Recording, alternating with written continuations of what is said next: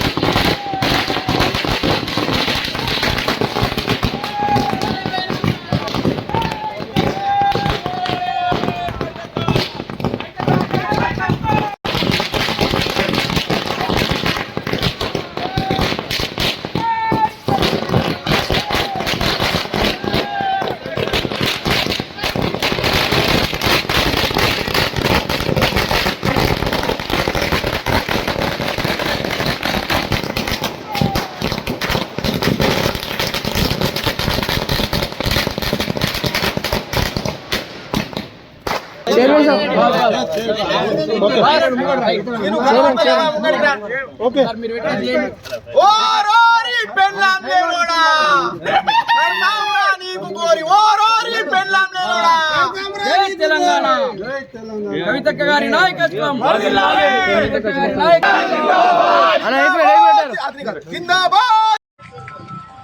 ఏదైతే టీఆర్ జైల్లో కవితక్క గారు అనుభవించినటువంటి దానికి ఈరోజు తనకు బెయిల్ మంజూరై బయట కావడం స్వాగతిస్తూ ఉన్నాము.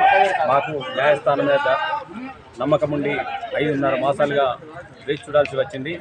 ఈడీ ముసుగులో కొన్ని రాజకీయ పార్టీలు మోడీ చేసినటువంటి ఈ దుర్మార్గమైనటువంటి నీచమైనటువంటి దానికి కవితక్క గారు బలి కావాల్సి వచ్చింది. ఎందుకంటే కవితక్క గారు మా అధినేత కేసీఆర్ గారు కూడా అదే రోజు చెప్పారు, తను అరెస్ట్ చేసిన రోజు నేను కడిగిన ముత్తంలా బయటకు వస్తానని చెప్పారు. ఎందుకంటే ఈ దొంగ నాటకాలు ప్రజలందరికీ తెలిసిపోయినాయి. A1, A2, A3లకు ముందే బెయిల్ ఇచ్చి A5గా నిందితురాలుగా కాకుండా అనుమానితురాలుగా ఉన్న దాని పరిణంలో మరి ఇన్ని మాసాలు మరి జైల్లో ఉంచడం కరెక్ట్ కాదు.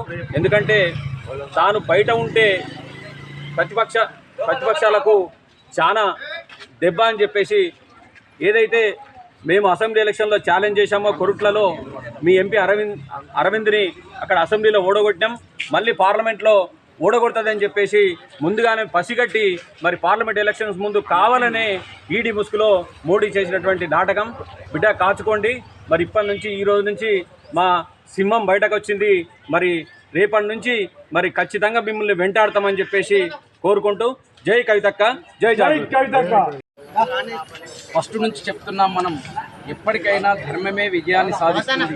మీరు ఏ శాస్త్రం తీసుకున్నా, ఏ కావ్యాలు తీసుకున్నా ధర్మానికి ఎప్పుడు విజయవస్తే ఉంటుంది. కాబట్టి మన కవితక్క గారు కూడా ఈరోజు సుప్రీంకోర్టు స్పష్టంగా చెప్పింది, వారికి బెయిల్ మంజూరు చేయడం జరిగింది. కాబట్టి ఎవరైనా కూడా కక్షపూరితంగా ఇటువంటి పనులు చేయడం సక్రమమైనటువంటి మార్గం కాదు.